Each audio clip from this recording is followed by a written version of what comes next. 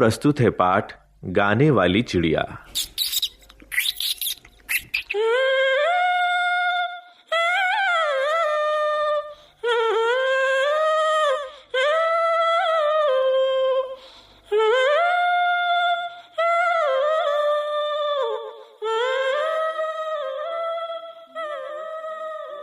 चीन देश में एक राजा बहुत ही सुंदर महल में रहता था। उसे अपने महल पर बहुत गर्व था। संसार के कोने कोने से यात्री महल को देखने आते। राजा को इससे बहुत प्रसन्नता होती। यात्रियों ने अपने यात्रा वर्णनों में महल की सुंदरता के बारे में कई बातें लिखी। उन्होंने एक गाने वाली चिड़िया के बारे में भी लिखा। यह चिड़िया महल के पास वाले जंगल में रहती थी और बहुत मधुर स्वर में गाती थी।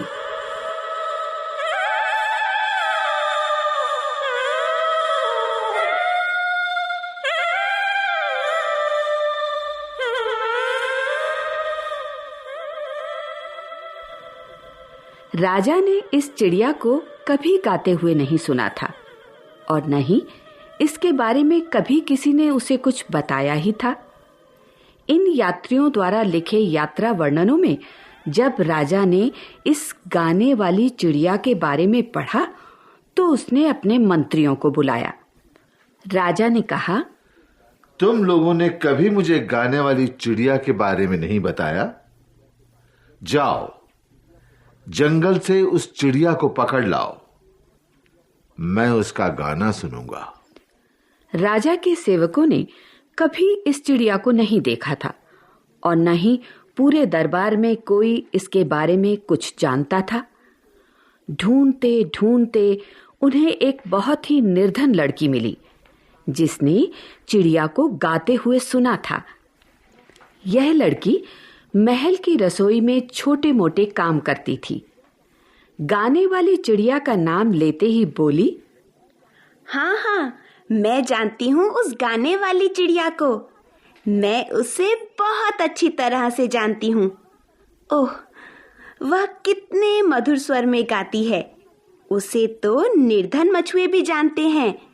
जब मैं यहाँ का काम समाप्त कर संध्या को घर जाती हूँ तो वह मुझे रास्ते भर अपना मीठा मीठा गाना सुनाती हुई मेरे आगे आगे उड़ती है। इससे मेरी सारी थकान दूर हो जाती है। संध्या के समय लड़की राजा के सेवकों के साथ महल से निकली। जंगल में घुसते ही चिड़िया के मधुर संगीत ने सबको मोह लिया।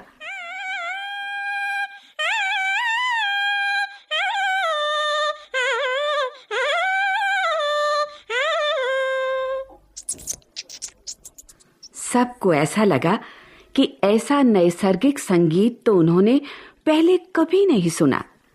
लड़की ने आवाज दी, मेरी छोटी सुंदर चिड़िया, हमारे सम्राट तुम्हारा मधुर संगीत सुनना चाहते हैं। क्या तुम उन्हें अपना गाना सुनाओगी? बहुत खुशी से, बहुत खुशी से। तो फिर तुम कल दरबार में आना और अपना मधुर संगीत सबको सुनाना। एक सेवक ने कहा, मेरा संगीत तो इन हरे भरे जंगलों में ही अच्छा लगता है, फिर भी मैं तुम्हारे सम्राट को अपना गाना अवश्य सुनाऊंगी। चिड़िया बोली। दरबार लगा हुआ था, सभी उपस्थित थे और तो और उस निर्धन लड़की को भी राज सिंहासन के समीप खड़े होने की आज्ञा मिल गई थी। तभी उड़ती हुई चिड़िया आई और अपनी मधुर आवाज में गाने लगी।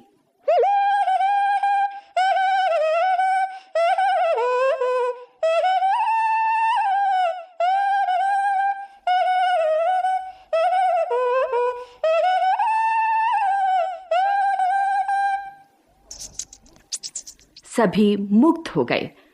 उसका गाना सुनकर सम्राट की आंखों में तो आंसू आ गए। वे बोले, प्यारी चिड़िया, तुम यही हमारे पास रहो। तुम जो मांगोगी तुम्हें मिलेगा। चिड़िया बोली, सम्राट, मैं आपके पास ही रहूंगी। मैंने आपकी आंखों में आंसू देखे हैं, मुझे और कुछ नहीं चाहिए। गायिका चिड़िया के लिए सोने का पिंजरा बनाया गया और जिस किसी चीज की वह इच्छा करती, राजा उसे पूरा करता।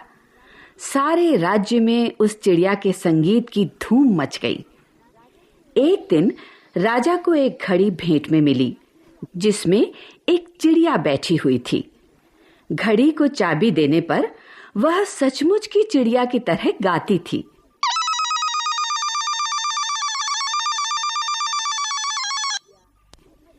चिड़िया इधर उधर फुदकती और उसके सुनहरे पंख प्रकाश की किरणें पड़ने पर चमचमाते। चिड़िया के गले में लाल फीता था। फीते से लटकते कागज पर लिखा था, चीन के सम्राट को जापान के सम्राट की भेंट। वाह, कितनी सुंदर भेंट है। उसे देखते ही दरबार का प्रत्येक व्यक्ति बोल उठा। सम्राट स्वयं भी इतनी सुंदर भेंट पाकर प्रसन्न था। बार बार चाबी भरी जाती और घड़ी की चिड़िया अपना मधुर गान शुरू कर देती।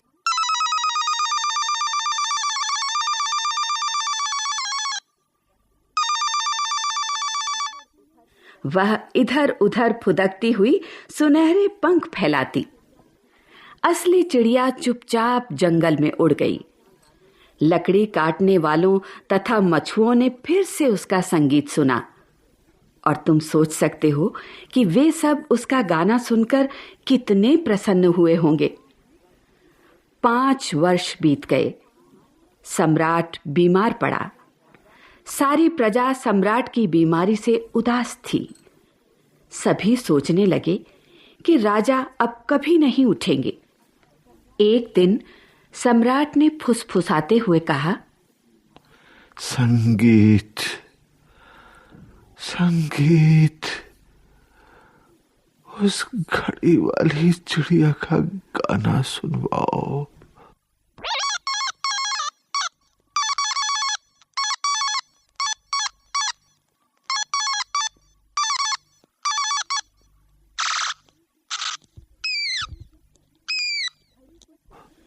घड़ी को चाबी दी गई पर चिड़िया ने नहीं गाया। उस घड़ी को हिलाया डुलाया गया पर कोई उससे गाना नहीं गवा सका। सम्राट धीरे धीरे बेहोश होता जा रहा था। तभी सभी ने उस नैसर्गिक संगीत को फिर से सुना। असली चिड़िया अपनी मधुर आवाज में गा रही थी।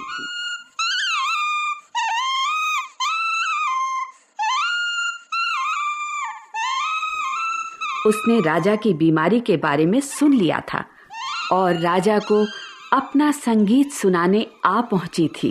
जैसे जैसे वह गाना गाती, राजा की शक्ति लौटने लगी। कुछ देर बाद सम्राट ने कहा, प्यारी चिड़िया, मेरे पास लौट आओ। मैं घड़ी और उसकी चिड़िया को तोड़ दूंगा। बस तुम मेरे पास लौट आओ। नहीं नहीं, ऐसा मत करें। उस चिड़िया ने भी जहां तक हो सका आप सबका मन बहलाया। उसे सजा मत दीजिए। चिड़िया ने राजा से प्रार्थना की। तो क्या तुम अपने पिंजरे में लौट आओगी? सम्राट ने पूछा। नहीं, चिड़िया बोली। मुझे अपना संगीत निर्धन लकड़ी काटने वालों तथा मछुओं को भी सुनाना है। मैं प्रतिदिन यहाँ आऊंगी और आपको अपना संगीत सुनाऊंगी। आप जल्दी ही ठीक हो जाएंगे। अच्छा, अब मैं गाती हूँ, आप सो जाइए। और चिड़िया का मधुर संगीत चारों ओर गूंज उठा।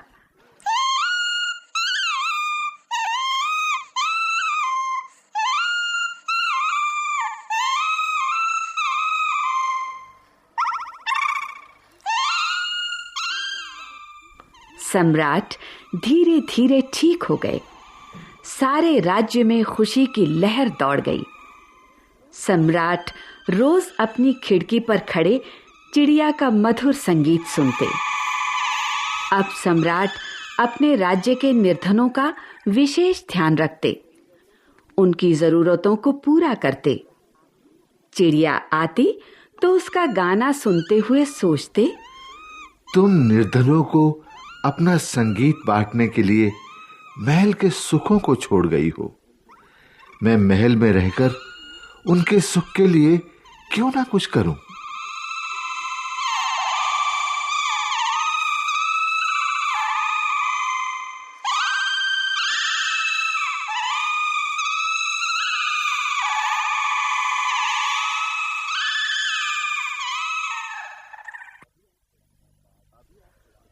अभी आपने सुना पाठ गाने वाली चिड़िया। बच्चों, आप गाने वाली चिड़िया के बारे में कुछ वाक्य लिखो और अपने अध्यापक को दिखाओ।